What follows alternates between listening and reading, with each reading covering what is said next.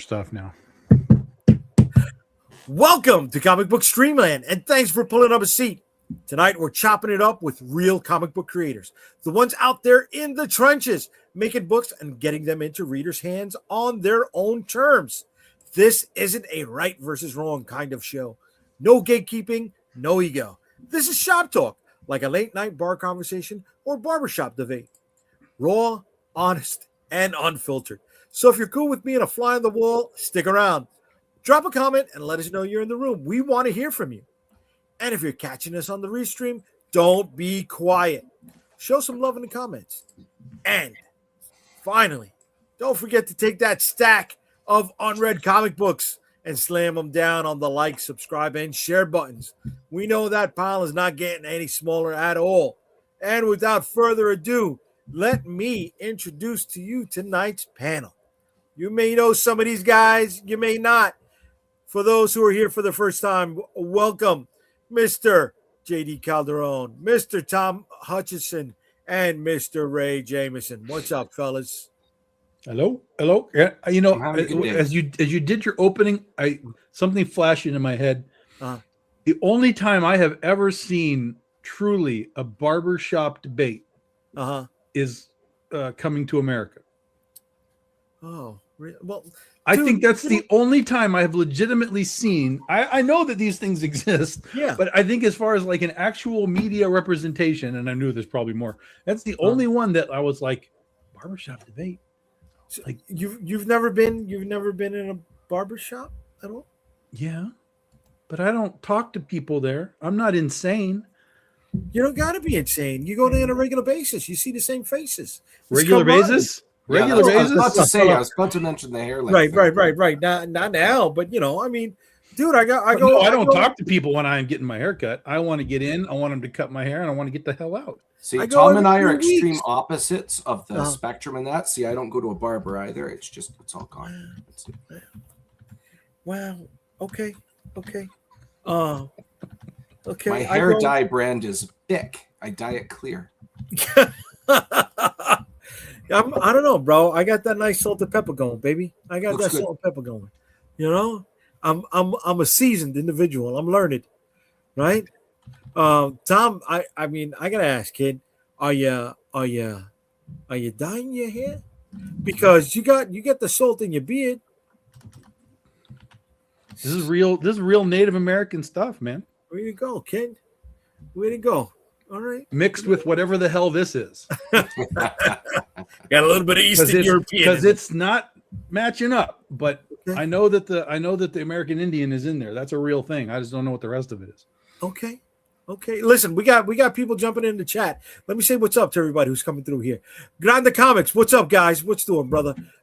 Burks, he's back at No Flies Here. How we doing, Burks? Calderon is alive. I guess Champe's been trying to reach Calderon. He's frozen, but he's alive. He's frozen, right? Is Barber talking fatigue real? Sometimes it is. Yes. Sometimes it is. And hello, fellas. What's up, Victor Medina? How we doing? And then, just like always, you know, we got trolls jumping in. Calderon, thank you very much. Barber talking fatigue is legit. Thank you for knocking real. about. And then we got Andres Barrero. Hi, guys. What's up, Andres? How we doing, bro? Thank you all for jumping in on the chat early. For those who have been catching the post the last few days, I am going to be giving away something in tonight's chat. Digitally. What's up? Not digitally. Not digitally. Okay, here we go. We got our enamel pin here. We got our enamel pin of Mr. Postal Pete, a zombie mailman. All right, and it's gonna go randomly to somebody in tonight's chat. We're just gonna say what's up. You know what I mean? So everybody start messaging all the people you know in Australia, so that Australia can watch, and Jay will have to spend $75 to send that pin to somebody in Australia. Damn, dude. The hate is real here, guys. Holy shit. That's when he'll be like, well, no, I'll send a digital. Send the digital pin. They can print it on nice paper. Stick it to their shirt. Negative, but we're gonna get this going. We're gonna make sure somebody in tonight's chat gets this. All right. So, guys, tonight's question. I've been hearing it a lot recently, and folks are talking about Kickstarter fatigue. I want to get your opinions on it. Is it real? Is it a fantasy? Fact? Fiction? What's up? What do you guys think about this? You going to put us on the screen? Oh, my fault. I'm trying to share this off. You see? I'm just really inspired now because I want to see a Savage Dragon Mr. Fix-It combo just over your shoulder there. I want to see that in the story now. Nice. I think that would be awesome. I like that. I like that idea. As a matter of fact, if you tear those boxes open and just start playing with them, that might begin the genesis of the story. That's right. You should do that for Rick. He's in Canada. You have to do stuff. It's like, did you see the guys who they had a restaurant? I don't remember where it was. They had a restaurant and they put out one of their those sandwich boards where they write specials and stuff on it. And they wrote on it, Liam Neeson eats here for free. And dude showed up. Oh, get out of here. Yeah. All right. Okay. Sometimes you got to manifest what you want. Yeah. My bank thinks it's real. Okay. Thank you, buddy. And listen, Burks, I reached out to the folks over there at Ebon Press. Let's see if somebody comes through, right? This bad boy here has been showing up in the stream quite a bit. Not just this, but the movie that it was based on. And let's let them know that we're out here, man. We're out here. Is Jay's campaigns on screen fatigue real? Wow, somebody's coming out sharp tonight, Chomping. Holy shit. I hope you're okay. I hope nothing bad is going on. But all right, no, let's get to tonight's thing. Is Kickstarter fatigue real or not? What do you guys think? No. Well, is there a more specific aspect of the fatigue that we're talking about? Because I think the answer is yes, but there are bullet points of this. Okay. Bullet points. I don't know. Bullet points meaning like is it fatigue because people have been backing things that don't fulfill? Is it fatigue because each campaign has 50 variants? Is it fatigue because everything's tits? Is it fatigue because et cetera, et cetera, et cetera? Right. Pick one of the bullet points, guys. Okay. Seriously. I mean, because it's all part of the umbrella. Yes, right? You're not wrong. Different spokes of the wheel. Yeah. Right. And let me tell you, Tom. I think they say humanity's been around for about 200,000 years, and never once has it ever been tired of tits. I'm just saying. If that was true, I mean, in the larger sense, yes, you're not wrong. But okay. But here's the thing. Why are you buying tits when tits are free online? This is my question. Well, you're assuming that everybody likes the same caliber of bustiness. No, every caliber is available for free online. But not like I guess the comic option as well. But it might be like a very specific thing you're into. I mean, yes, if you like Wonder Woman's tits, but like some 13-year-old like, Mom, buy me this online. That's also available online for free. So like that's the one part of the comic book thing that I will genuinely not understand is that heavy purchase volume for that stuff. Right. Not that because we do topless covers and stuff. Like I get the context of it, but for it to be so inundated in that realm when literally that shit's all free now. If you have the internet, all of that is free. It may not be that character, right, topless that you're buying, Lady Death topless, whatever. But even Lady Death topless is free because people post that stuff online. So if that's what you wanted, it's all out there. So in that regard, it has to come down to the artist. Like, oh, I like that artist doing that topless cover. That I get because you like the art style, you like that, the vibe that they bring. That I understand. But I see people that are just like, oh, I'm just buying that because it's got an ass on it. I'm like, yo, all right, that's weird to me. But also, I think I've discussed this with a few people, and like one of the things, like was the small box behind the counter, right? That the retailer had in their store that had, those books in it, right? And you got to go in there and you got to go the last 20 minutes the shop is open. Let's make sure nobody's in there, right? Grab that one and hide it between two others and say, "I'm gonna buy these." Looks like Wow. side. So this way they just get it in the mail. Mm-hmm. Absolute anonymity. That's So very like, fair. That's a very fair thing. Yes. Very rational. Okay, well, we got Champion saying, as I told my models, tits is not what sells. It's the story of their owner. Mia Khalifa has a normal pair, but her story is what gives them value. But you're talking about a real person in that regard. We're talking about people drawing them. So again, Wonder Woman, Rogue, like I get it. Okay. But like characters that we make that nobody really knows who they are, like what's the value? Right. We got Burke saying, we need an Oswald topless variant. There you go. They're all topless variants. Exactly. He's topless. He's nude. Both all he does all the time. Yeah. He just wears that bow tie. Now, if we ever catch him without the bow tie, then he's naked. There you got a problem. Yeah. Bootlegger, what's up, Bootlegger? How we doing, man? VNet, Tifa tits greater than all others. Okay, and Champe, I'm glad that the chat is connecting with each other. I appreciate that. We're building a sense of community over here.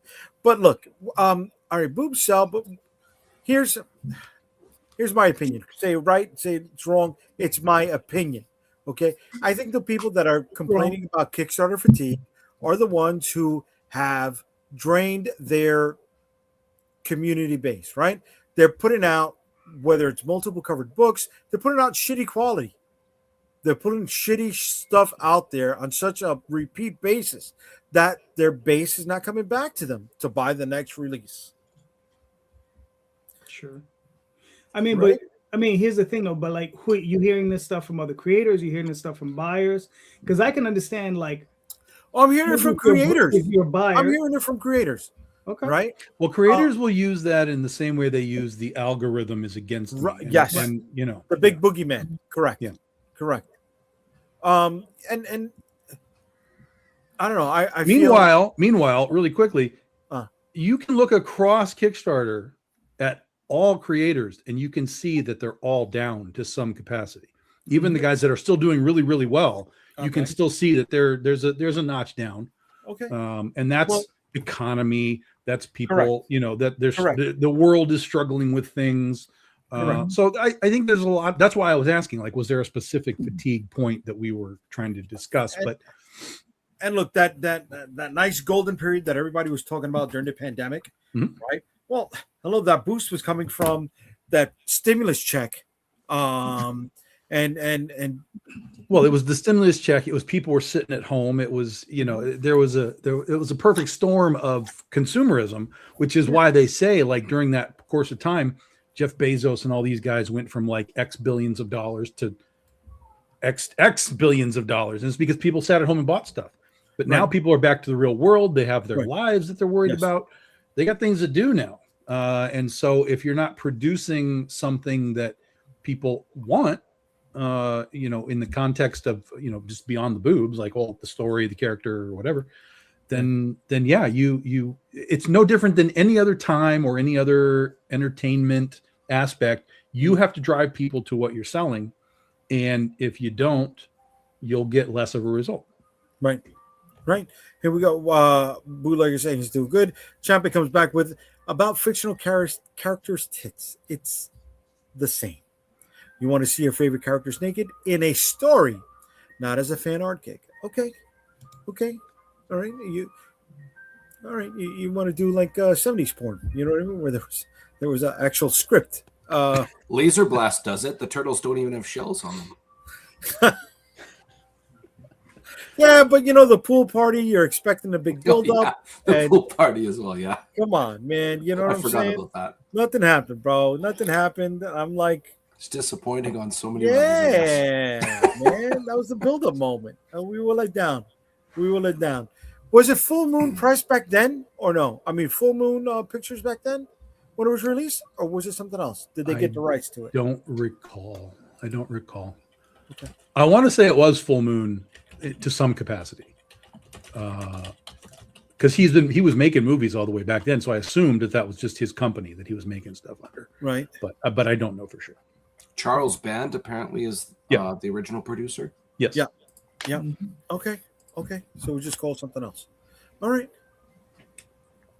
Look, I reached out, like I said earlier, to some of the Laser Blast guys, the ones who worked on the comic book. Hopefully they reach out. Hopefully they come back. There's no disappointment in Laser Blast. As long as you are My mouth is skilled, open. as long as you are skilled with the fast forward button, Burks is correct. But you got to be skilled with the fast forward button. I don't know, man. You gotta fast forward that son of a gun all the way. Shows man. title, shows credits. The end. I'm a pro. I mean, but the thing is, you can't fast forward this bad boy. You've never heard of a flip book? The art was pretty good too, man. The art was pretty good. I inquired about the cover because Mr. Kyle still has the original, and it was a little bit out of my price range. No, he doesn't. It was sold on Heritage Auctions. Unless you're talking about the back cover. Back cover, yes. He has the back cover. He has that. Let me verify. I'll look at the chat right now. And if you don't mind, whatever he quoted, you put it in a private chat. Yes, please. Okay. Yeah. That is fine. Here, can I put a? Because the front cover was sold at Heritage Auctions. Now maybe he bought it. Maybe he was the one that bought it. No, it's the back cover one. Here, hold on. Oh my God! I have messages to send. Do you want me to share my screen just so you can see it? And I swear I'm not trolling this time. No. Just put the price that he wanted in the private share chat. the screen. I want to see what we're talking about. Okay, there's the private chat, and then I'll share my screen. That's it. Yeah, that's. I've got messages to send. That's it. There you go. I'm sharing my screen. He took a picture of it for me to confirm it's there. Oh my God! Oh my God! All right, you guys continue on. I got messages. Nah. Listen, I'm out. Guys. He's going to be selling this thing for $30,000 if you keep competing Holy like this. shit. It's on. Laser Blast comes back for its, and what would it be? That's it. 50-year anniversary screening in 2028. Holy shit. Look, he's actually doing it. You motherfucker. I'm working the goddamn, production panel. And I got things to do. He's actually emailing them. Want to clarify, I didn't put the cents after, just to make sure that's... Yeah. I just make it... Yeah. You got to remember, things like that for us is a little different for you. You have children. I spec in your lingo. Listen, I got Voltron and Godzilla on my wall right there. So, we'll just take down my shit and put Laser Blast right there. Done. It's fine. Let's do it. Tom was like, listen, I got 2 testicles. I only need 1. What I got a lake. I can Airbnb this bitch. How many weekends do you need, Kyle? There you Come go. on out. Let's trade. Here we go. Bootlegger says, I thought it was the pause button that required skill. There we go. And Burks asks how much. Burks. You got to be part of this. What I know here is the result is going to be somehow sleeper agent Calderon's going to somehow nab it and not tell either. You're both going to think the other guy bought it, and it's just going to show up on his background at one of these. That's what's going to happen here. Yeah. Oh, but no, Burks. I sent it to you in a messenger. All right, check it out. If you got Facebook, pull that open, brother. All right. Yeah. Okay. Let's see. Yes. I got the DM. Yes. Race is on, buddy. Race is on. I may be working, but there's somebody else who's ticking away. All right. Let's see what happens. So you're welcome. Yep. I hope you're not going to spend that money. You got Galactus shit to buy. You're not going to spend that on that. I know better. Mm-hmm. I know. Who says me? Who I'm says? gonna send your wife a message right now. She's gonna buy it for Jay Dee. Be like, you know what Jay Dee's trying to buy? Yeah. Birch, don't give up the fight, Birch.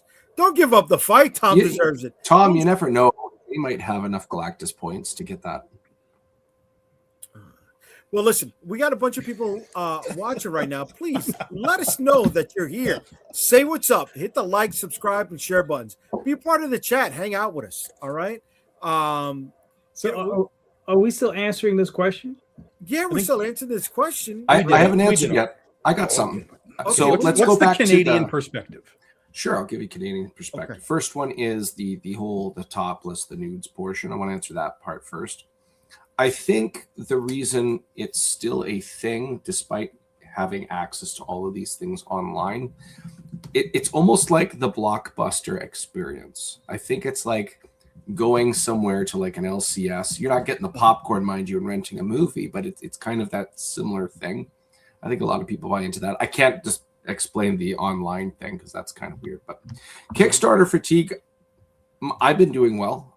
I think we've had like a zenith in created comics on Kickstarter, and I think not all of them are doing well. So the consumers of these things are diluted amongst all these products. I think it's going to have a crash in regards to individuals putting comics on Kickstarter, and I think it will spike again. It will like condense the consumers into product, if that makes sense. It does, but I don't know. Well, okay. You got more to add to that, or no? All right. Okay. All right. Calderon, where you're at? Caught me mid-cough. Well, the thing is okay, when we're talking about those types of covers, the lascivious ones, right? The NSFW. Yes. When we're discussing those, obviously there's a market for it. People are still buying them, so I don't think there's a fatigue on that level. Okay. Right. I think there might be a fatigue of clients not liking to get screwed over by creators. There's a lot of those people, right? There might be a certain amount of creators where there's a fatigue in them putting out books and them not achieving goals that they've built up in their heads unrealistically. Okay, they've sat down and they said, well, I am who I am, and I feel I deserve X, Y, and Z per hour of my work, and I think the work is worth this, and I believe I deserve this amount to be raised per during a campaign. I'll set it at a lower amount, but I feel I may be wanting more. I think there's a lot of those people as well, right? Like they don't know how to gauge where they're at, right? Or they don't want to. And I think those are the situations that we're at.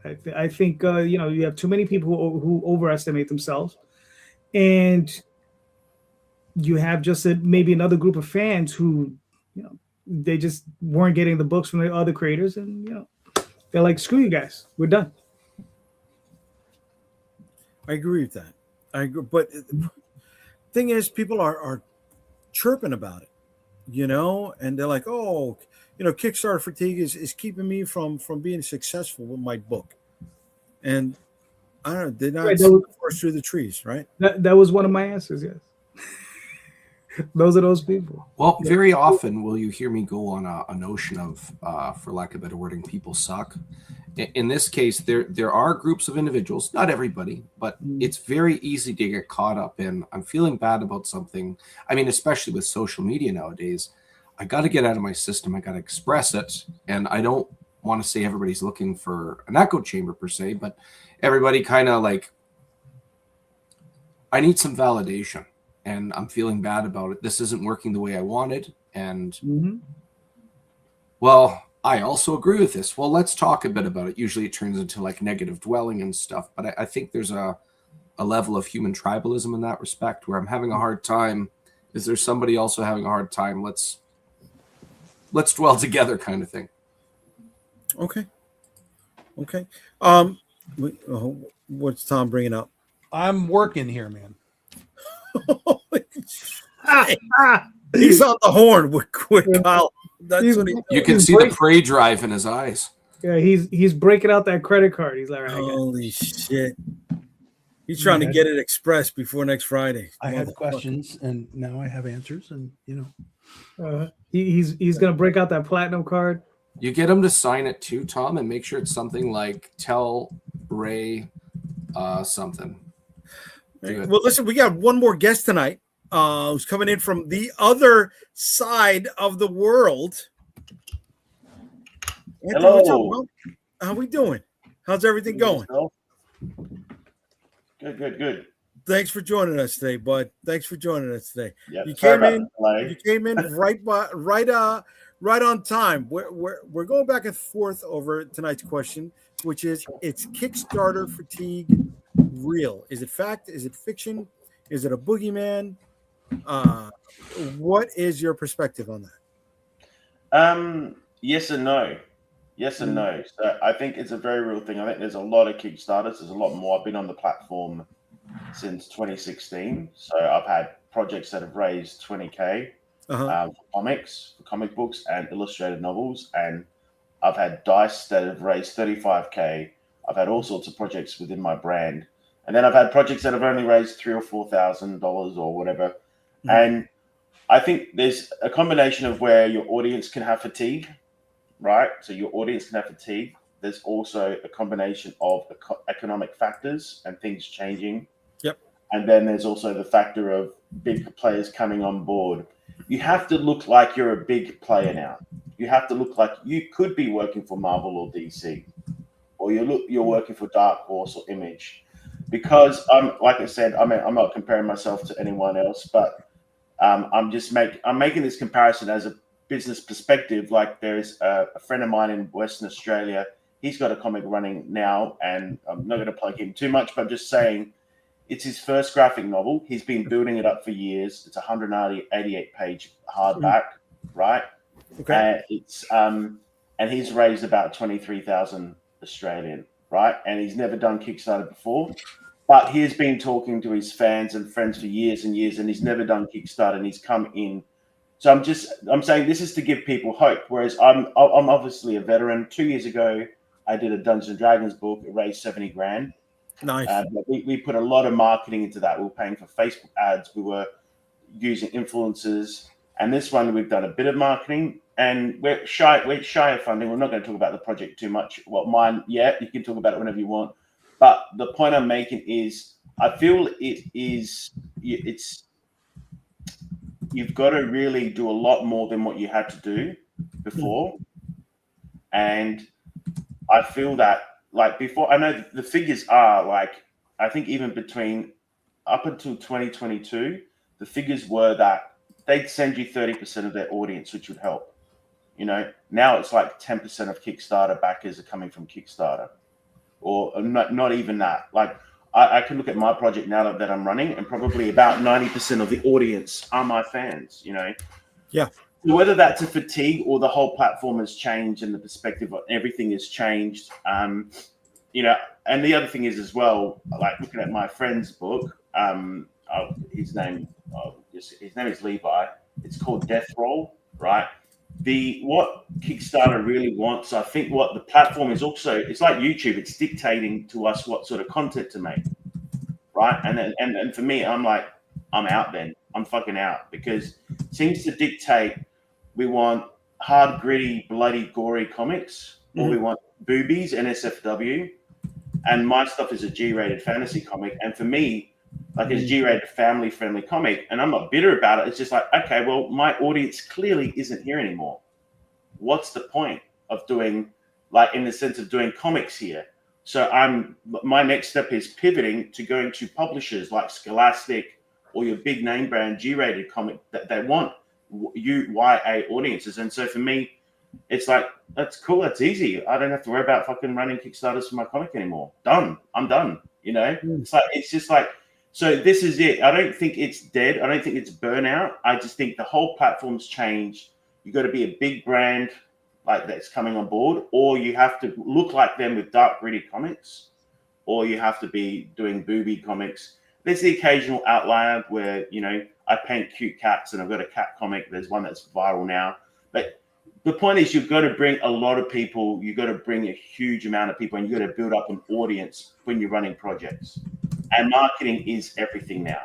Yeah, marketing is everything. And so, yeah, it's just what it is. And I'm kind of relieved because once this book's over, it's nearly finished. I'm like, I don't need to worry about doing comics anymore on Kickstarter, unless I go and do a dark horror, which I might, I might come back and just do horror. I love horror as well. Or I might do create a totally new brand and do a booby horror comic, like a Vampirella or something. You know what I mean? Well, yeah. I mean, you said a moment ago you got 90% of your audience coming back. I think you're winning, right? I don't think when you have 90% of your audience coming back that the fatigue is really kicking in. They see the product. Yes. Are there economic factors at play? 100%. I'm never going to deny that, right? But they love what you're putting out, and they're continuing to support you and your work. That's awesome, man.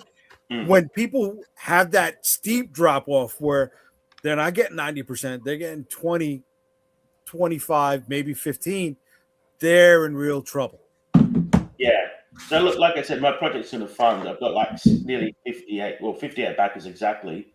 And I look at those names, and at least 50 of those people I know. They're my really loyal Luminous Ages fans, Yeah. But like the other things as well, I don't. There's a lot of factors, like you said. There's all these other factors, like economic factors. I've been building up my D&D. I've been doing Dungeons and Dragons books, launching dice, doing art projects as well. So a lot of my fan base as well on Kickstarter and my mailing list are that as well. So they may not want to read comics. They might love what I do, the other stuff I'm doing, but maybe when I launch a card game, which is the next project, which we've been building up, it's called Ducks in Dungeon. So it's a funny card game. And there may be a comic for that later as well. But the point is, I mean, my fans may go crazy for this card game, the next card game. And that's just the way it is. Like my audience, it could also be a total audience shift for me. There's still that core comic book fans that know me from 2016 that still want that next volume. And I'm going to leave late pledges open. Once this funds, I'm going to leave late pledges open so that fans, like, if they're like, when's your next book coming out? I can say, look, it didn't go as well as we hope. You can still get the books. I'm going to a Kickstarter isn't where my audience is for comics, but I'm looking for publishers, which I am, like, starting this year, next year. It's going to take time, and I need time to make the next book anyway. So, this book is 48 pages, all painted by me. But I think there's so many factors with Kickstarter now. And look, I think the platform is still a great platform, but you really need a strong marketing strategy. You need a very loyal fan base. If you can build up your fan base and do some cool stuff, find ways of getting more people, like a continual webcomic. I'm going to animated shorts on YouTube. I'm making funny animated shorts, But I think I've sent them to you like in private chat, maybe on Facebook Messenger. I've sent you a couple of my animated shorts as well. Yes. There are some horrible fart jokes, but I don't want to bring the mood down with them. I don't know. Sorry. All right, we won't do that. We won't do that. But what we're going to do is we're going to start showing off some of the campaigns. So please send me, put your link in the private chat so that way I can pull it up for you.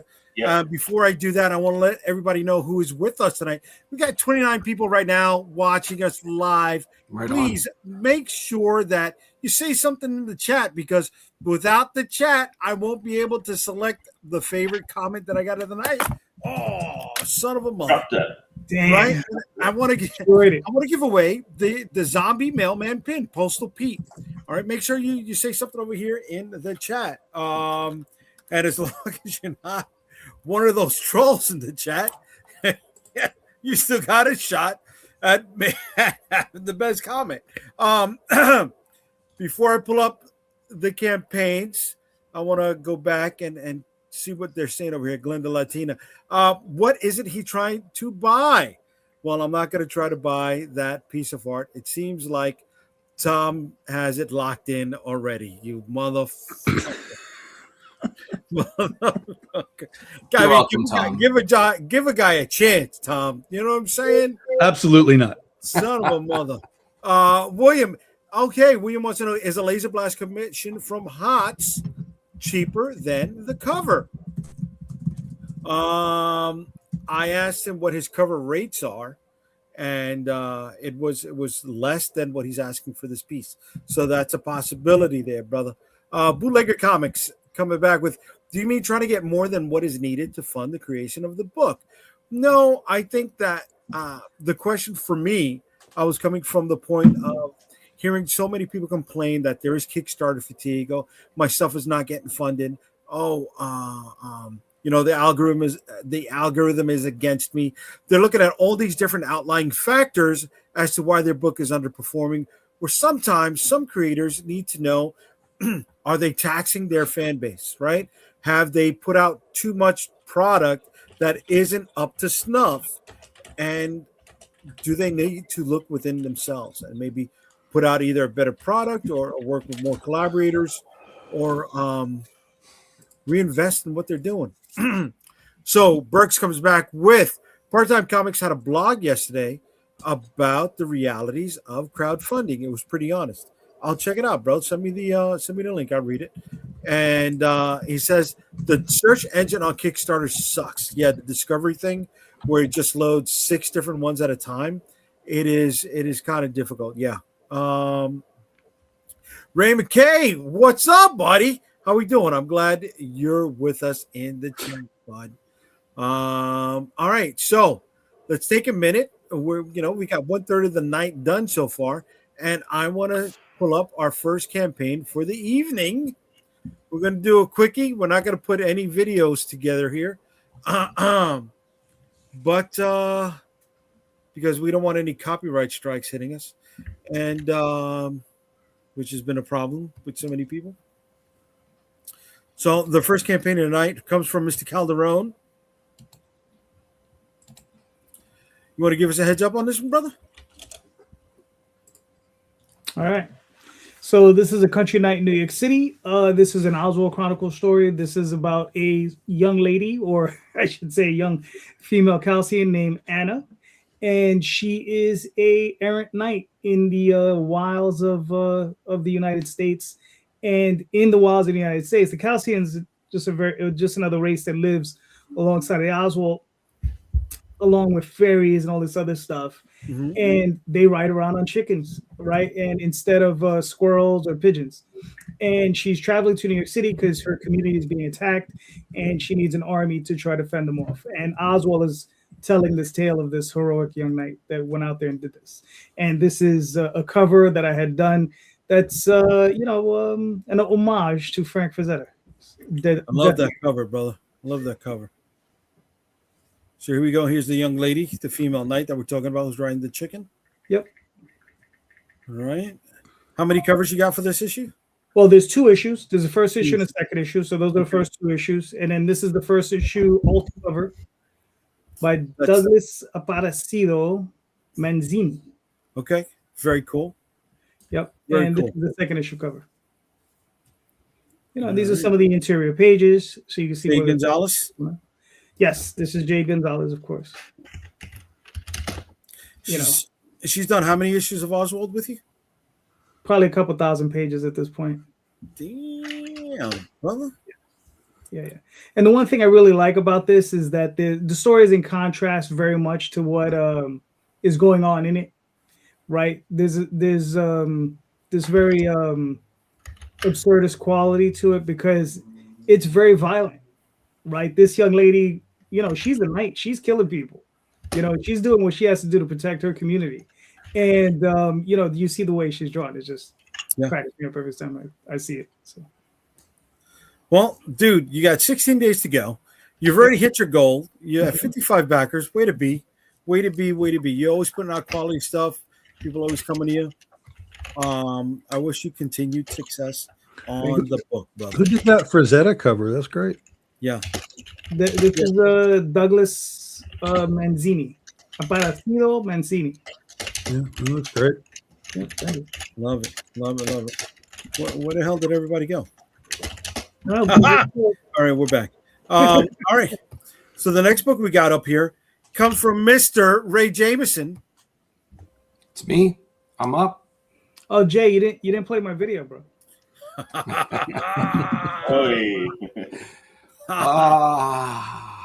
But I've got 1 week left. I've never raised. Hold on. Oh, what the? Yeah. Whoa! What the hell was that howling?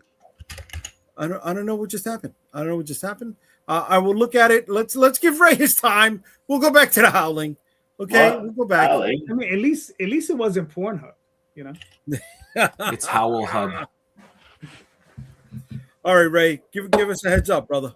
7 days to go. Most funding I've ever done, and we're going strong. We've got at this stage of the game, it is comparable to where it was for the last campaign in regards to how many backers. We're right with the curve. I'm super happy with how everything's come together. When this stream is done, I will be releasing 2 more tiers. They're only 1 backer per, and keep your eyes peeled for that. I'm not going to say, you know what? Actually, I will say. I'm going to share my screen. Say it ain't so. I will not go. Share screen. Share window. That one. Go. So we have. Bro. Say again. All right. Let me. All right, we're pulling out of your campaign. We're gonna show. Everybody's seen that before. I might as well be playing the video at this point. We might as well show something new. I got something new. You want something new? We got it. It's not let me. Okay. If I bump the table, it makes my head look like it's wobbly. That's funny. There we go. All right. So we've got 1 sketch cover being done by Jay Sloan. So basically, we're going to send him the sketch cover. He's going to sketch it up and send it to the backer. And then we also have the same thing for, this is when it doesn't work. There we go. Mike Mez Phillips, the same thing. So they both did a cover for me, and keep your eyes peeled for that later today. It will be going, and it's only 1 backer per of these 2 tiers. So keep your eyes peeled. Okay. That's all I've got to say about this. We got 1 week to go, and you can get all 3 issues. This is the entire mini series. And I pass it on to you.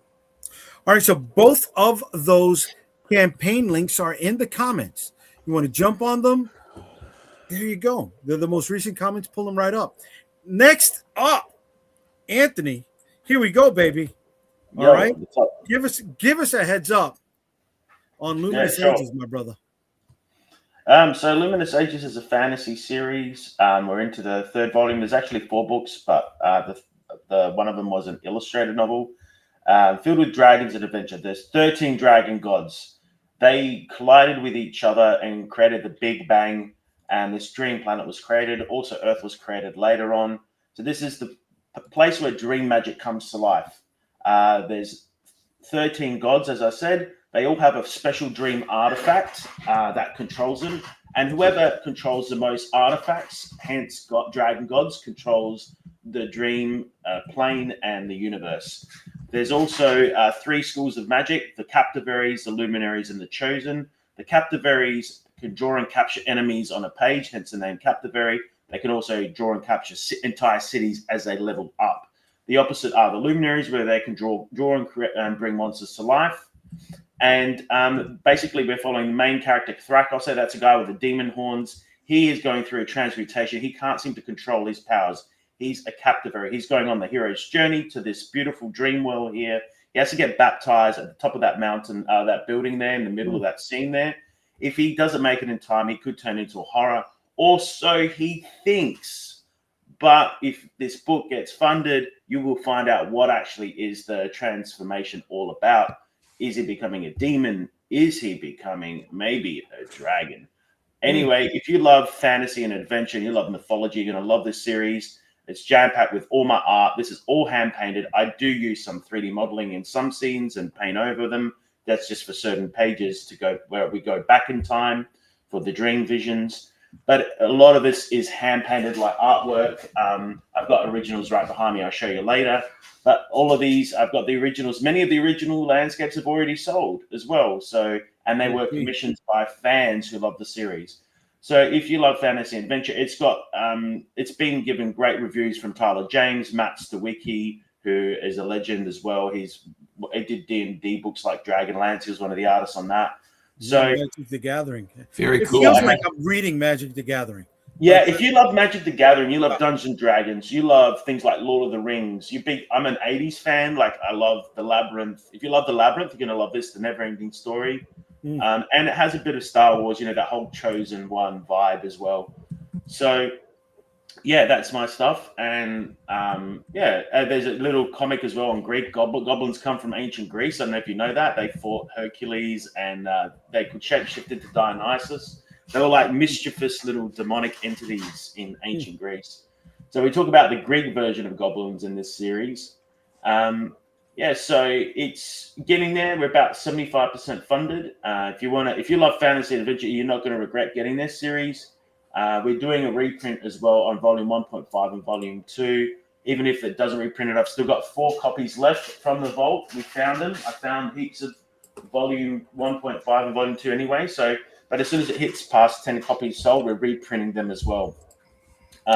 Simply because I want to have all the books on my table at comic conventions and show off the breadth of work that I've been doing for 10 years. So, but like I said, I'm starting giving up on the series. I'm definitely after this, taking a break to look for a publisher after this. I'm very thankful of the supporters. And I do believe my fan base is at schools, children's schools, high schools. It's really that Harry Potter market. You know what I mean? Mm-hmm. So, but in saying so, I have people that are 50-year-olds reading my comics and they love them. You know what I mean? So it really is for anyone that is a hardcore. If you're a hardcore Lord of the Rings fan and D&D or Magic the Gathering fan, you're gonna freaking love this series. Lots of cute creatures. I mean, there's evidence here of all the fans, video recordings. Everyone's got copies. Like I said, 50 backers came back, for comics.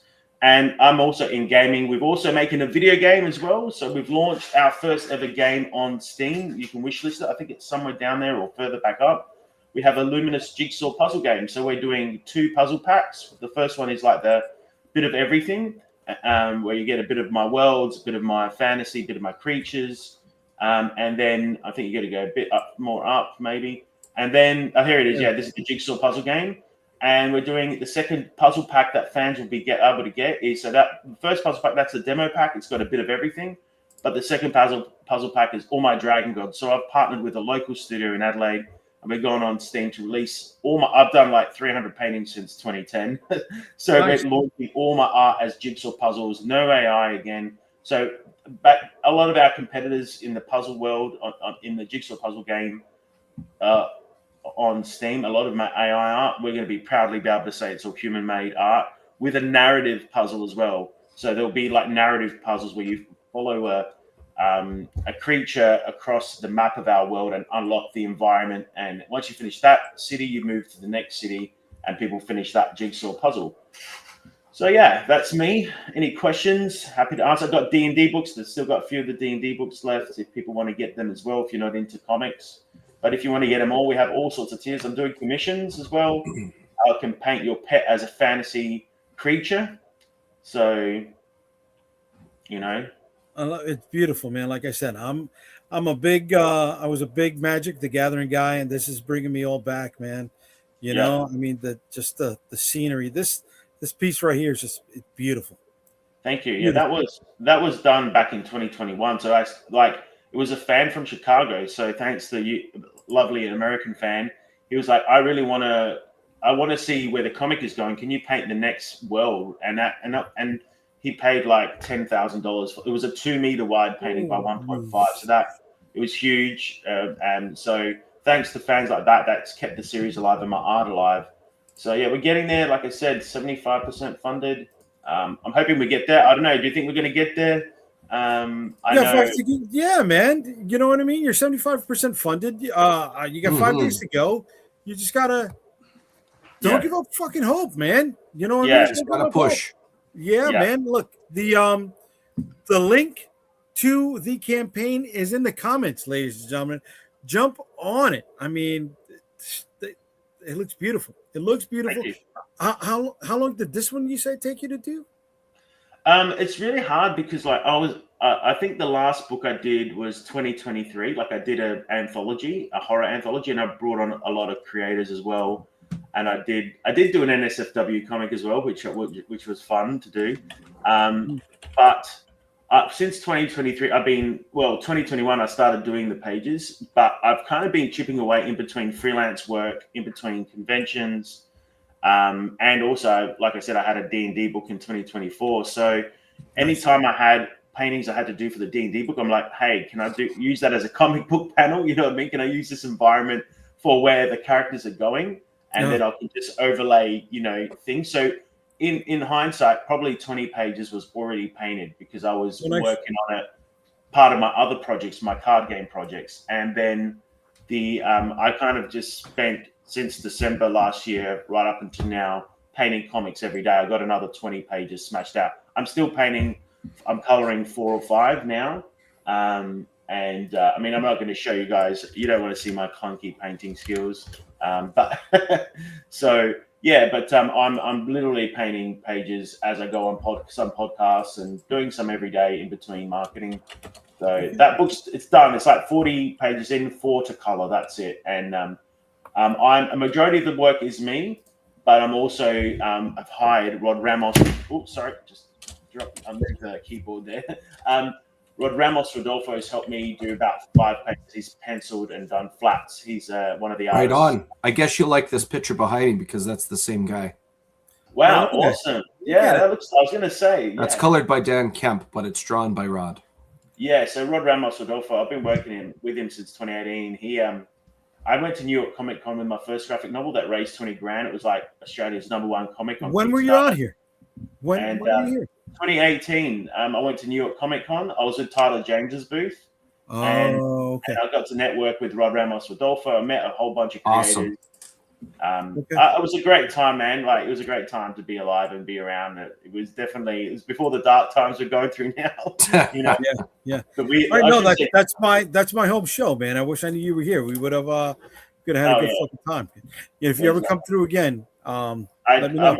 I'm hoping things calm down in the world, and I'd love to be back. I love my time in America, but definitely it's the cost of getting there. And, I'm from Australia, so it's a huge cost in flights and accommodation, and our dollar against yours is not good. We don't have it easy.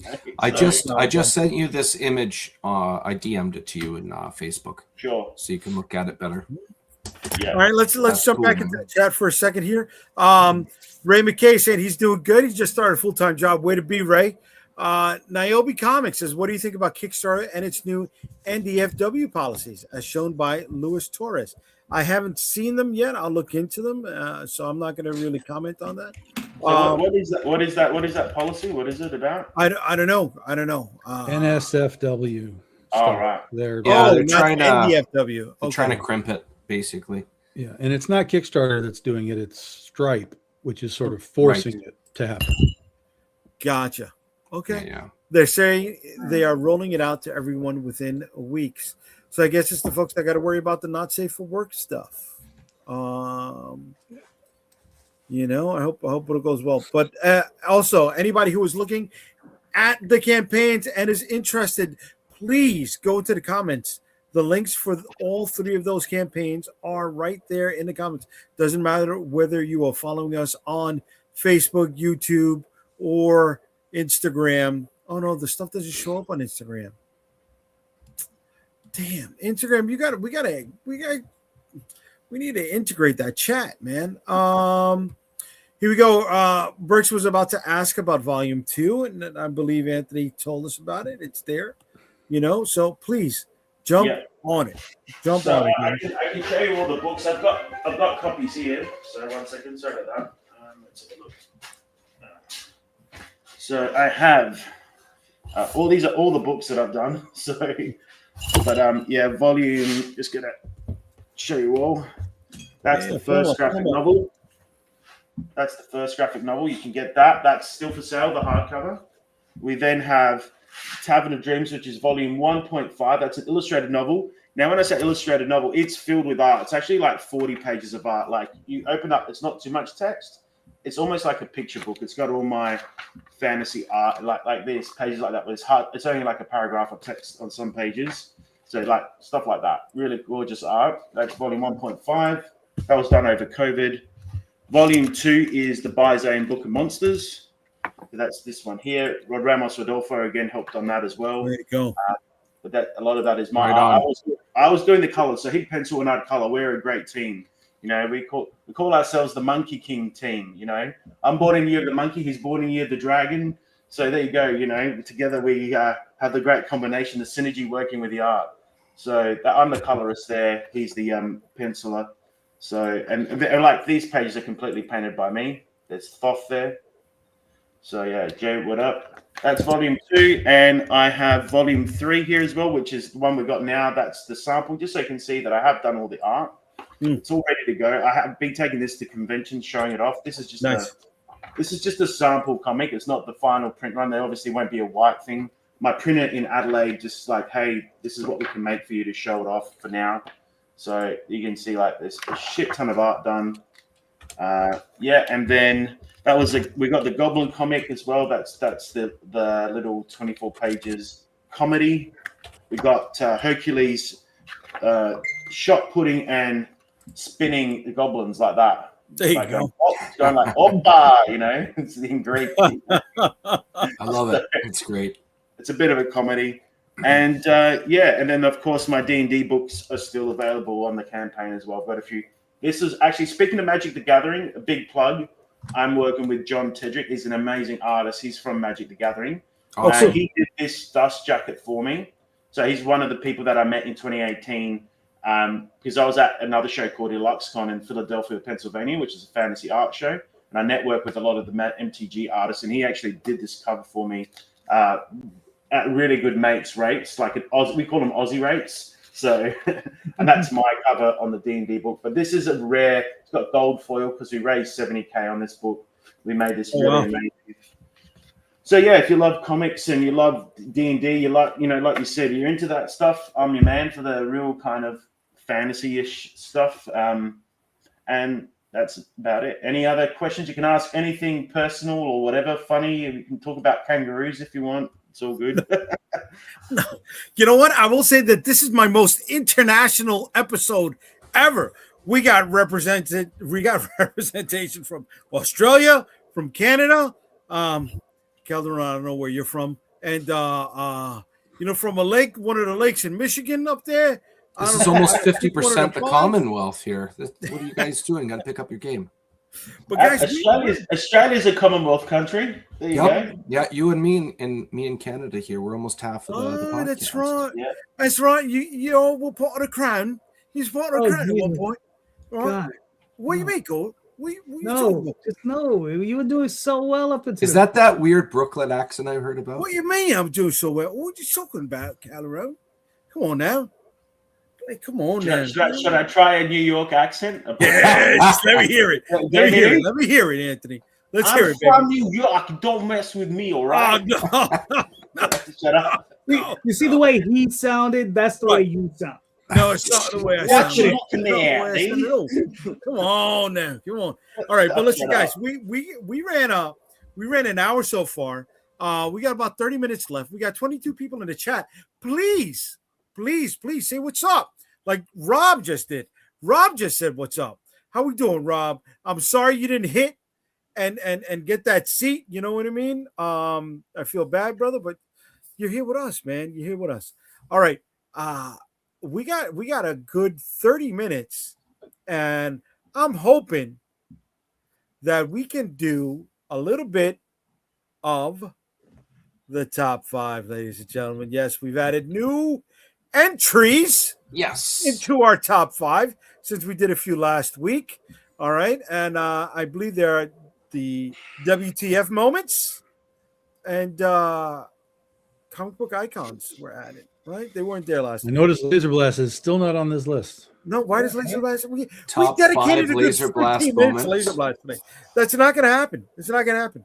All right. So what I'm going to do is I'm going to pull up our trusty rigged random wheel. It's not rigged.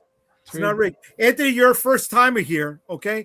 So what's going to happen is the random wheel generator is going to select one of the topics that we're going to talk about. All right. Sure. And you just pick your top 5 of that topic.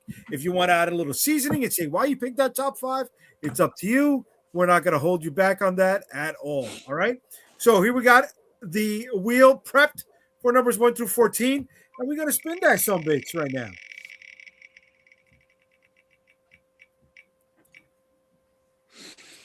Okay, number 5. Rigged.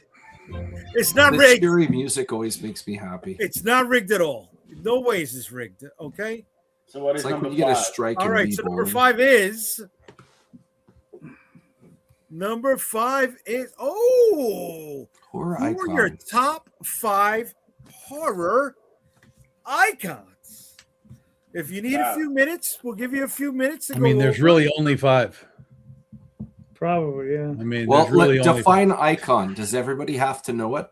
So, like, is it like, Or it doesn't have to be icon to the person? or is it a film director, or is no. However you want to define it. It could be your Wes Cravens. It could be your Freddy Krueger's. It could be your whatever. So for me, it's your top 5, baby. Easily Freddy Krueger because of the whole dream role, and obviously I've got dreams in my comics and stuff, and so that is definitely one of the inspirations behind it. You know, I definitely love Freddy Krueger. I am a big fan of Insidious. I'm a very spiritual kind of guy, and just the Insidious series with that astral projection and the demonic entities. That was probably the first horror movie in a while that I fucking freaked the fuck out and like thought this could actually be real. Like it felt really, really fucked up. That song By the Window. Yeah. That scene just fucked me up for weeks. So I like that. Okay, we got 3 more, brother. I guess, probably It as well. I'm a big fan of It as well. I like movie or the both. I think the movies are good, and I think I even watched the TV series recently. I thought it got me hooked. I was hooked on it for about a month, watching every episode every week. I had an It night. 4th, I'm going to go with Aussie icons. There's Wolf Creek. Have you heard of Wolf Creek? Yes. That's made in my town, and nice. I actually have worked with. I know the film director, and I'm also friends with John Jarrett. I've actually boothed next to John Jarrett, and we there's a bit of a story there. So yeah, they've just made Wolf Creek 3 as well. So I think that's coming out. I don't know what the things are. Like I said before, I have a connection to horror as well. 5th one would have to be my cousins. I'm very proud of them. They are Raka Raka. They did the horror movie Talk. Your cousins are the Raka Raka YouTube guys? Yeah. You know the guy that does the Ronald McDonald voice. You know that guy? Yeah. That is so badass. He's a little kid I used to slap the shit out of. That's why he's traumatized. It's because of me. Oh, that's amazing. No. So, cool. Yeah, so we are like kind of like second cousins, but his father and my father are very close. They used to come into our shop a lot. My auntie raised them, and my auntie's in heaven, obviously. So God rest her soul. But God rest her soul. We're basically very connected. I live down south; they're very far north, so we didn't have much interaction. But I did actually get to work on Bring Her Back. Their second movie, I was an extra in that. And I got to, basically be a security guard and also an extra. Like I was shooing people off the set because they basically shot on a school gymnasium, and so like mums were coming in and they're like, "Oh, what's going on? Is there basketball today?" I go, "No, we're shooting a movie." And they're like, "What movie?" It's a documentary, and I had to like walk them out. Yeah, so that's my claim to fame. Very cool. Look at that. Definitely those other 4, and put the cousins last because they're little shits. They're in there. The Raka guys are in there. The little shits. They're not little shits, but way to be. They're big shits now, man. They're big shits now. So I'm very proud of them. Very happy for them. And it goes to show that you can go from nothing to something. They had a very they come from Puraka. That's why they're called Raka Raka. And Puraka is like the hood of South Australia. That the northern suburbs are very rough suburbs. Like, there's murders, there's drug deals going down, there's like bikie gangs. It's not a nice place to grow up with. So they now live near me, actually, right in the southern suburbs. They bought a house by the beach. So, they've had a very hard life, and I'm really happy and proud of them. And, you know, everyone has their time to shine. They needed to shine sooner than me, so because they were living in really tough circumstances as kids. So way to be, man. Sometimes that struggle to get out is really what you know shines that light on you. Sometimes they did the movie Talk to Me. Yeah, that's the same guys.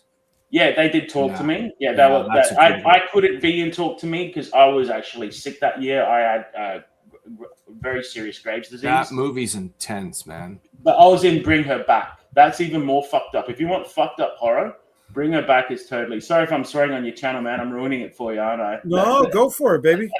So Bring Her Back's like really, really jacked up. There's like, I don't want to ruin it for you, but there's like knives in between people's teeth, in kids' teeth, like really fucked up scenes. A lot of their movies are, I'm not saying that they've witnessed murders or anything, but they've had very traumatic things in our family. There's been deaths, not murders, but like really tragic accidents, drownings.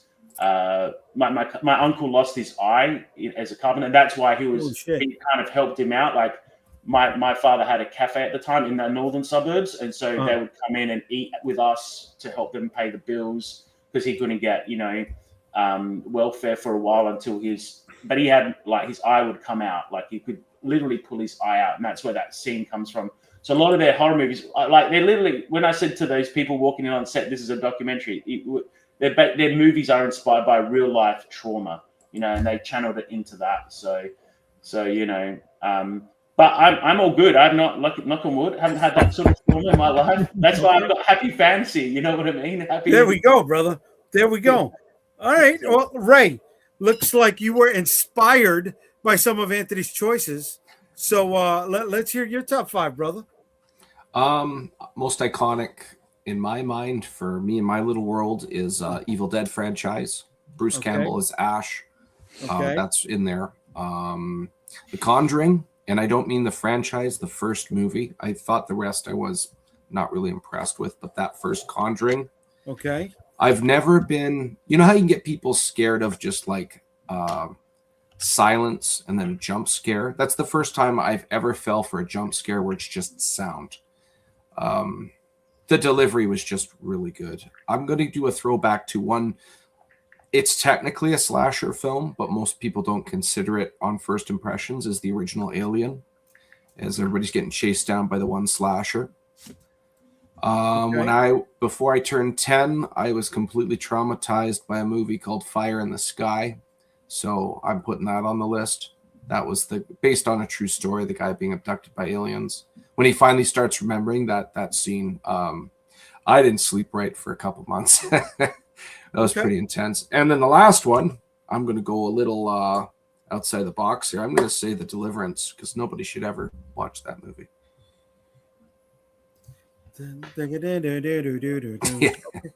Okay. All right. That was something. You know what I mean? I saw Superman before I saw Deliverance, so it gave me a totally different perspective on Ned Beatty. All right. Tom, you've been writing a lot, buddy. Let's hear that top 5. Well, this is because everybody's taken what I had, so I'm trying to create a new top 5 along the way. That isn't just rehashing here. Yeah. Which ones are taken? I'm just curious. Obviously it's Leatherface, Pinhead, Michael Myers, Freddy, Jason. Like those are the obvious top of the heap. Okay. So that's I can add one of those in because I will say that Michael Myers, above all else, was one of those guys that kind of changed my thought process of it was one of the early horror movies that used to play on TV all the time. And so I was like, oh yeah, Michael Myers, this is crazy shit. So we'll go ahead and put him on the list. Then we're going to have Jaws. You can't have this list without the shark. The shark changed movie making. The shark changed whether or not you went to the beach. So we'll have Jaws. We are going to put the Gremlins on that list. Okay. That's a good one. Are fantastic. I like that. Yeah, they're fantastic things. Someone's asking if the xenomorph counts. They must have just sure. Yeah, of course. Right, it counts. Of course. Again, I'm having to dodge because of the Canadian took all my. You're welcome. My picks. I like the Warrens from The Conjuring, stuff like that for sure. I'm going to put so similar to Critters, but on the opposite side, a little more fun side, but still they're monsters. Is or Gremlins is Critters. If you guys remember the little furball ones, porcupine guys, shooting people in the neck with little thorns. Okay. And then the last one is Reagan from The Exorcist, the possessed girl. Yeah, that's a good one. What was the name? What was the name of the demon that possessed her though? Pazuzu is the demon. Pazuzu. Yeah, but Reagan was the one who got possessed, and yeah. Okay. When I lived in DC, I was not far from those steps. I don't know if I could go to those steps. That's like one of those things, like that movie is so visceral to me because I watched it when I should have no right watching it. And it is so burned into me that I don't think I could do it. I don't think that I could get close to that. I want to. Okay. It might be really cathartic for me, but it might not work either. Okay. It's funny you use the word cathartic. Like I listed Fire in the Sky.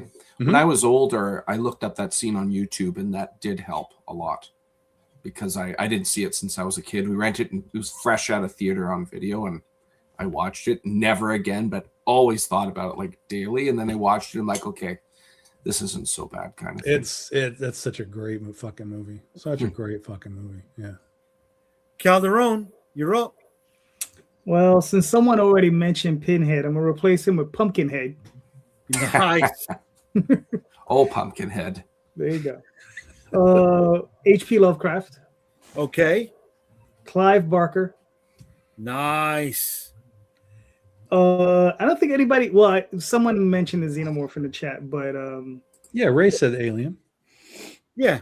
Oh, he did. Okay, I didn't even know that. Right. Fuck it, Alien.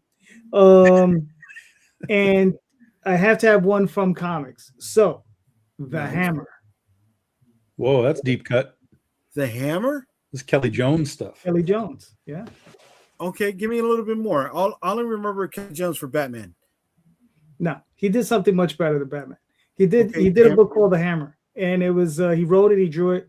It's about this guy. Hold on for a second. Just a Hellboy ripoff. No, it isn't. It isn't. Okay. It's The Hammer. Okay. Right. He's got like a xenomorph head. Yeah. What it is there you go. It's like an alien. This is alien. That in that thing is an alien creature that attaches to the back of this guy's head, and it makes him all huge and muscular and very strange. But he's an alien from another planet that hunts demons. It sounds like you're describing laser blasts. Okay. Not exactly. But here's the thing. Like, well, even if it was, the artwork in it is incredible because it's Kelly Jones. So yeah. And the story is hilarious. It's really funny. All right. My top 5. Honorable mention will always go to Willy Wonka. I don't give a fuck what anybody says. He is a horror icon. He killed kids for eating candy. I will stand on a mountaintop to defend that. He is an evil, evil motherfucker. Okay?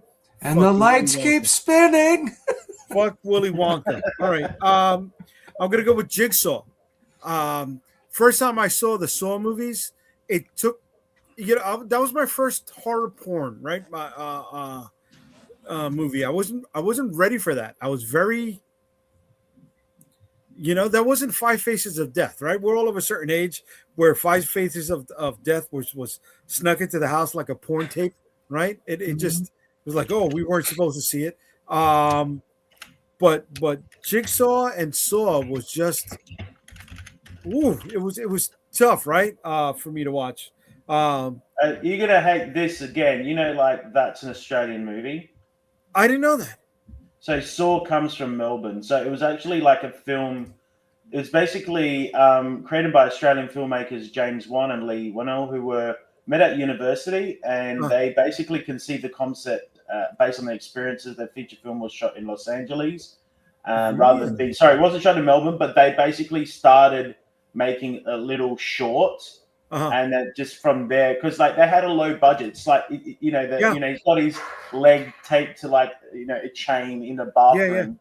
That they started shooting the short in Melbourne, then took it to LA, and then it just took off from there. So another Aussie success story. So sorry, I just couldn't look at Australia. Right on. Oh, rep your people, brother. Rep your people. All right, I'm gonna go with Pennywise. I've always hated clowns. Scared the shit out of me as a kid. I don't. How the hell do you put up with yourself? Motherfucker. Yeah, but no. Clowns always terrified me. I'm gonna say another horror icon is Jack Nicholson. All right, he did a trilogy of horror movies, the clown. He was a clown. Jack Nicholson? Joker. Oh yeah. No, not that one. No. We're going with his original, Red Rum. All work and no play makes Jack a Johnny. Yeah. Jack a dull movie. Here's Johnny. You know what? I was a kid. I was scared. HBO was new in the house, and I woke up when I shouldn't have woken up. The scene of him chasing the kid in the snow. Right, and he just looked. That's the thing. That's the thing with The Shining. Everybody remembers the finale. Nobody remembers anything else because the rest of the movie is. Dude, I was like 7. Treehouse of Horrors did a really good condensed version of that movie. I was like 7. The second part of his horror trilogy, The Witches of Eastwick. He was. I mean, he was a. Is that a horror movie? I have never seen it. I always assumed it was like a thriller. It's more of a thriller, but it had moments where there's some moments of body horror are in there. Okay. Yeah, I've never seen it. And it's when those 3 women were at their hottest, right? Michelle Pfeiffer, Cher, and oh my God, Rocky Horror. What's her name? Oh my God, Bull Durham. Why can't I fucking remember her name right now? Anybody? No. Nobody? What's the third one? Michelle Pfeiffer? You said it? I said Michelle Pfeiffer. I said Cher. And the redhead. She played the redhead. Oh my God, she was the hot older woman in Alfie. What the fuck is her name? Everybody knows Bull Durham. Come on, Tom. I was like Susan Sarandon. Thank you, William. Fucking, oh my God, Jason. Finest Stone Colors. Yes, Susan Sarandon. Thank you, chat. Yeah, and Wolf, right? Wolf he went great, back. yeah. He went back with Michelle Pfeiffer and Wolf. It wasn't much of a horror film, but it's up there. It had some intensity to it. It had some that. Another horror icon, Alfred Hitchcock, right? He is the king of less is more, right? He is the king of let your own mind tell the story for you. Yes, I'm just going to set up the scene, and for me. My Jaws, Tom, is Bela Lugosi's Dracula. See, I was about to say, like, no one said Frankenstein, Dracula, such and such. That was interesting. I can respect Bela Lugosi, right? But I don't like the Lugosi Dracula. As a kid, I thought he was going to come into the room, so I would always keep my head around my neck and say, "Oh my God, if he only sees my head on the bed, he'd think there's nobody there, so he wouldn't suck any blood." Right? But yeah. You're fine. My first impressions of that era of horror films was the last good movie of that era, which is Abbott and Costello meets Frankenstein. That is a favorite of mine. I love that movie so much. I watch it every Halloween.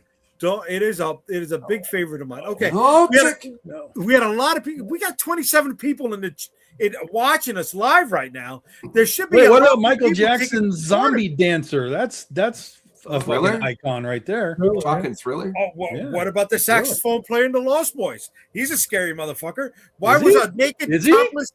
Come on. Is he? What about the creepy narrator voice in Bill Nye the Science Guy? I don't know, Bill. All right, but let's hit some of the people in the chat here. All right, Burks comes up with Ash Pinhead, the janitor, Killer Clowns, and Rod Serling. All right.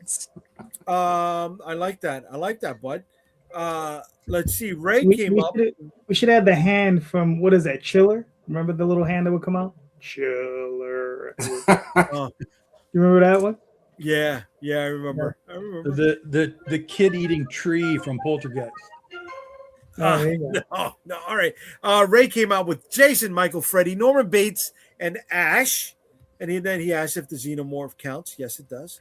The missus chimed in with the birds from Hitchcock, Gremlins. Yes. Demon from the show Evil Anything, vampires from Twilight do not count. That's right. No. Vampires do not count from Twilight. They're shiny. Shite all right. light. What it should be Jerry called. saying nice.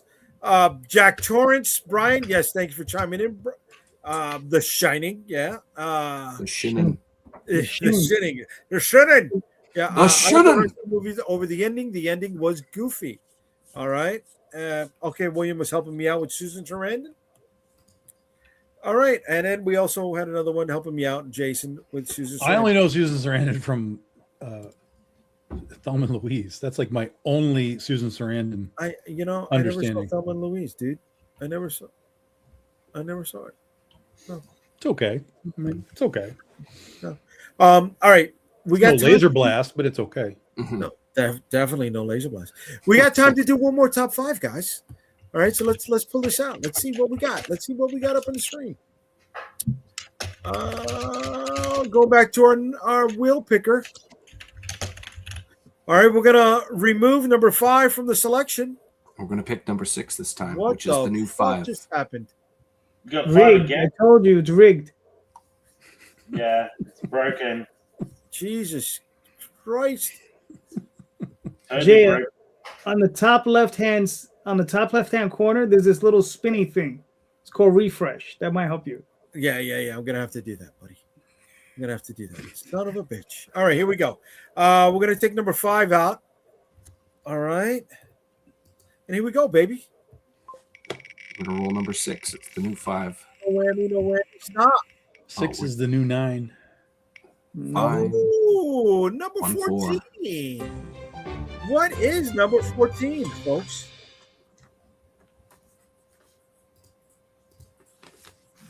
Sci-fi comics. Oh Jesus, Guys. Oh my God. Well, everybody has a copy of one. They all hold up the same one.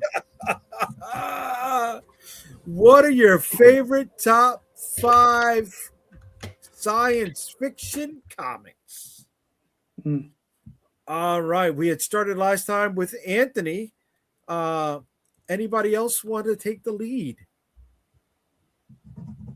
Nobody? You got to give me a minute to compile the list, but I'll start. Let's start. All right. Legion of Superheroes. Really? Okay. Yeah. Alien Legion. Uh-huh. Dalgota. Oh, I'm sorry, what? Dalgota. Dalgota? Yeah. I'm not familiar with that. Dynamo Joe. Okay. And Mecha. Mecha. Okay. Mecha is a big robot comic book from Dark Horse. Dynamo Joe, first comic. Giant robots. Alien Legion. Come on, Larry Stroman. Yeah. Okay. A Legion of Superheroes. Okay. All right. Futuristic. I'll go with it. Either Ray fell asleep, he's thinking, or he froze. No. A little bit of both. I can go next if you want. Let's go, Anthony. Let me hear it, brother. I'm going to give you another creepy horror fact. Probably number 1 is The Last Day of H.P. Lovecraft. Okay. I actually have H.P. Lovecraft's birthday, 20th of August. Just to freak you guys out. Maybe I need to switch to horror for my comics on Kickstarter. I have his birthday and you're in reverse. So he's born 1890. I'm born 1980. The only problem is he's born a year of the tiger. I'm a monkey. You know, we're opposing sides. If we met, we probably wouldn't share the same political views, and we'd probably clash there. But so maybe anyway. Next one would probably be Saga. I'm reading the Saga series. That's pretty good. Okay. I've got a few copies of that. Then Witchblade from Top Cow. Okay. That's kind of sci-fi-ish, I guess. I'm reading a bit of the Predator comics as well, and then of course Walking Dead, because Walking Dead is real. I don't want to spoil it for people. What is the cause of the Walking Dead virus? It's Mr. ETs that cause spores. it. Space Spores, but then he removed that once he gave that answer. Yeah, Oh, he did? Yeah. So, Okay. but yeah, I mean, The Last of Us. I mean, that's a video game. I don't think they did a comic on that. It'd be good if they did that. But they're probably my favorites. I don't know. Is that enough for you? Yeah. That's your 5, brother. That's your 5. Sorry. Final mention: Watchmen. Alan Moore. Love his work as well. Okay. So, yeah. Okay. Cool, man. All right, Ray. You ready? You're up. I've got 3. This one I'm finding difficult to nail down a top 5. Astro Boy. Nice. Fantastic Four. Good call. Judge Dredd. Good call. I'm stopping right there. I need more thought, so you can come back to me later if you want. All right, we'll come back to you after we hit Tom. I got 4. I guess I don't know if that qualifies. I'll put it in there. So I have Xenozoic Tales. Nice. Dark Ark. Not familiar with that. I don't know if it qualifies necessarily. Basically, it's about the flood and Noah's Ark, and the idea that there was also an ark for all the like vampires and monsters and shit. So there was 2 arcs. Cool. So Dark Ark was cool. Art Adams has a book called Johnny Future. Yes. That was part of the like Tom Strong stuff and all of that. Flying Goldfish. Planet of the Apes comics, but specifically there was one done just for General Ursus, which I really liked. It was really cool. It was sort of like a in continuity thing, talking about what he was doing while Planet of the Apes was going on, as because he wasn't always on screen. So it's sort of like, what's this guy doing while Charlton Heston is running around and doing shit? That was a cool one. And then the one that's sort of just outside the box is League of Extraordinary Gentlemen, the first one. It's kind of sci-fi type of stuff. Hey, they did a take on War of the Worlds, so I'll... Sure. But I didn't like that one. I didn't like that one. But I do like the first one. So yeah. Okay. All right, Ray. You ready? You got 2 more to add in here, baby. Green Lantern. My man. Uh-huh. I'm thinking. You're missing an obvious one. You mentioned Green Lantern. All the other lanterns? No. there is a movie, and it starts with a G. Guardians of the Galaxy. I guess I could put it in there if I can't find anything else. Sure. That sucks because you took my shit, you bastard, and that's your throwaway. I love how Jay Dee just starts smiling more because you know what I mean? Galaxy comics are not good. They're not good. I'm not against them. The original Jim Valentino ones. That's where I'm going. Okay, that's if you're getting specific. They're the Guardians of the Galaxy ones. Forgot the 2 guys' names, but it's the ones that the movies are based on. Those are actually pretty good. Yeah, by the Andy Lanning and Lanning, yes. I have read a bunch of I don't know if it's those specifically, but I've read a bunch of Guardians of the Galaxy books because they put Art Adams on those covers all the time. And every time I read those books, I'm like, now I know why he's on this book, because no one is going to buy this unless Art Adams is on the cover, because this is terrible, terrible shit on the inside of these books. The one thing, but I don't know if it's the Lanning stuff or not.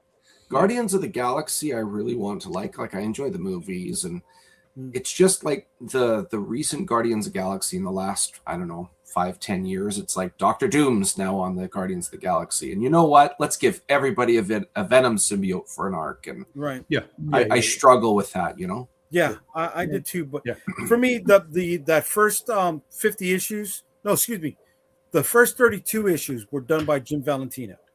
Right? He did the writing, he did the art. We saw they came to Earth. The Punishers was a full gang, right? The Badoon, they had wiped out the Earth. The X-Men had their own planet, or excuse me, the mutants had their own planet. Ghost Rider, first time we saw a space Ghost Rider. I was really digging that Guardians of the Galaxy run.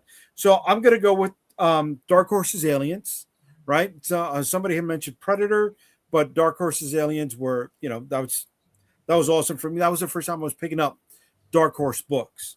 You had mentioned Judge Dredd, so I pulled that off of my list, and I added Strontium Dog.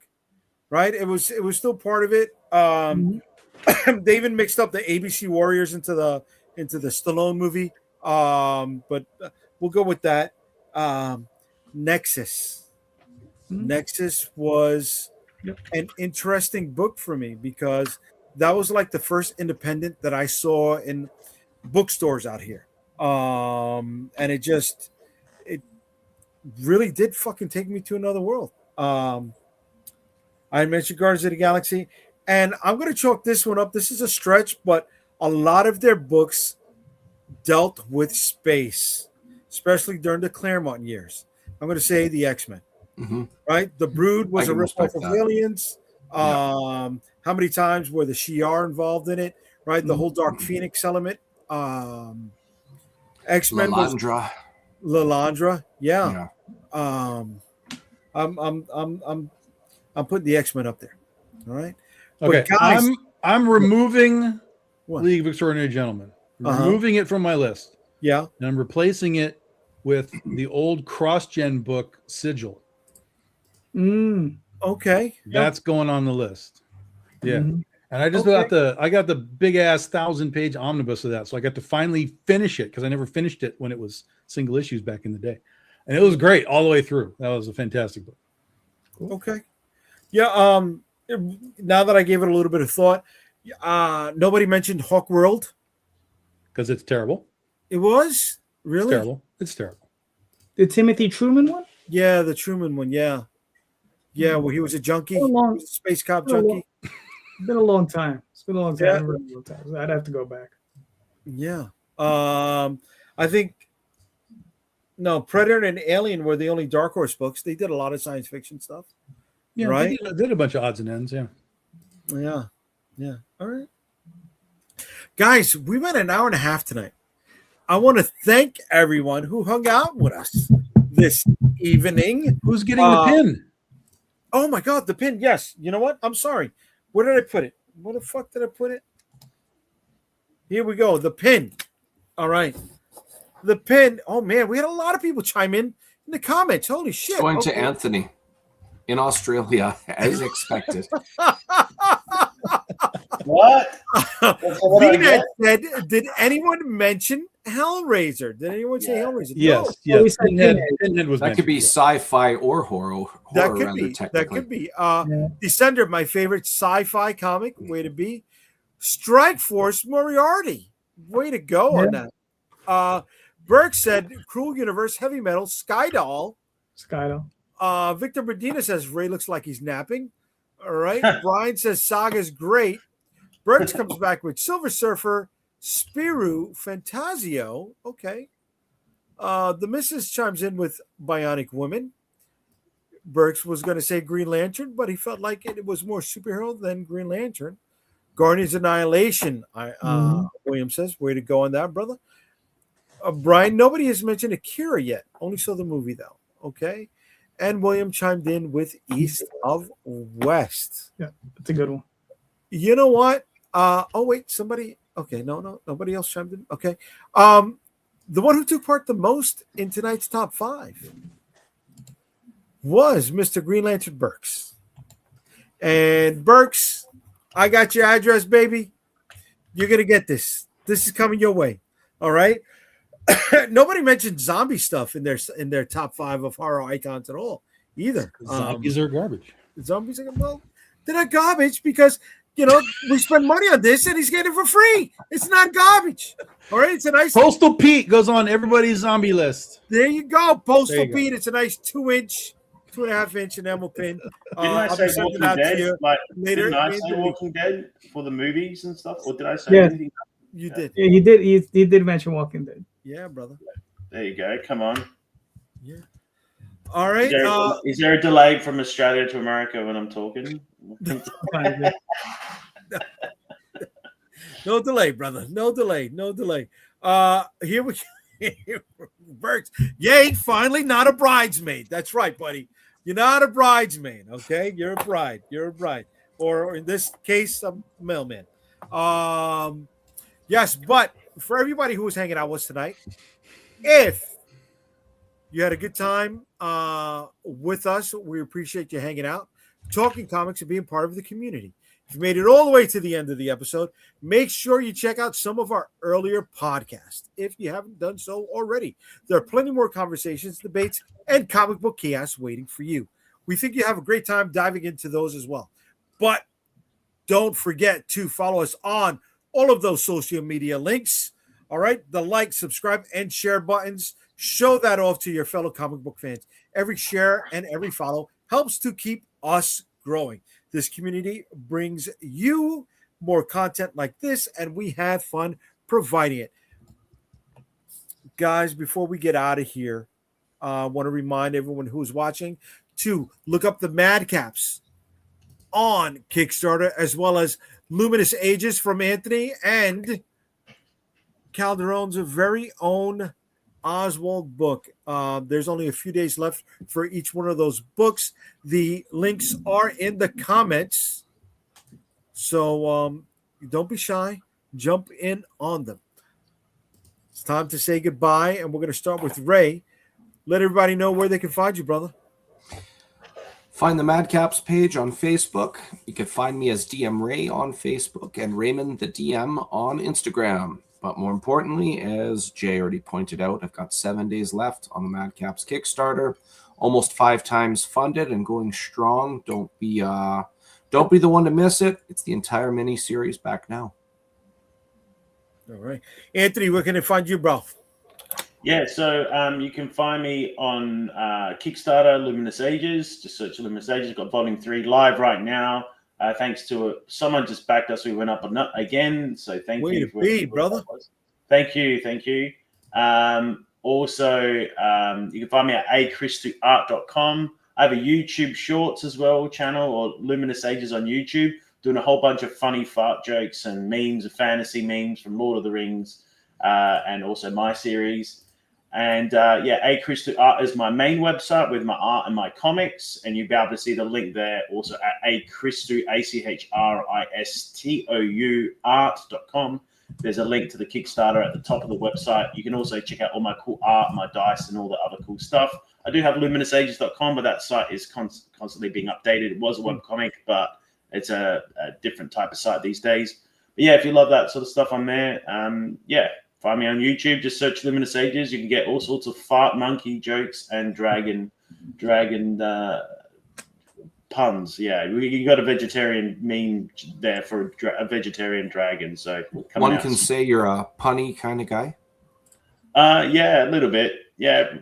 I think I'm funny, but maybe I'm not. Maybe I mean, look, if I'm laughing at myself, it's okay. At least I'm getting some sort of Can I add one flatulence joke and then I'll stop talking? Go for it, please. I might use it.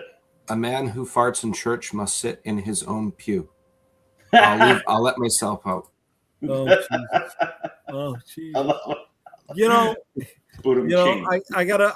I have to forgive you, Ray, because the more kids you have, the more you're prone to do dad jokes that are bad. My powers have tripled in the last decade. Awesome. Just tripled. Yeah, I don't know. They're potent children. It's a Canadian triple, so they're very potent children. Tom, where can they find you, brother? BigDogInc.com. Get your books. May 22nd, we launch the final issue of Goth Day. All right. Calderon, hit him up. Facebook this Sunday with at least one of these guys on Indie Comics Explain. Oh, and Anthony will be there. So those guys. Yo, what's up, Pablo? And most importantly, on Kickstarter for the Oswald Chronicles currently running and Adventure Finders. Those are places. Way to be. All right, folks. Comic Book Streamland is a part of Unstoppable Comics. So you head on over to the website and you can find all of our contact links on the website. Thanks a lot for hanging out with us again, and catch us next Friday, 8 p.m. with some of these guys if they want to come back. And we'll see you then. Have a good night, everybody. Happy Mother's Day to all your loved ones. Later. Thank you very much.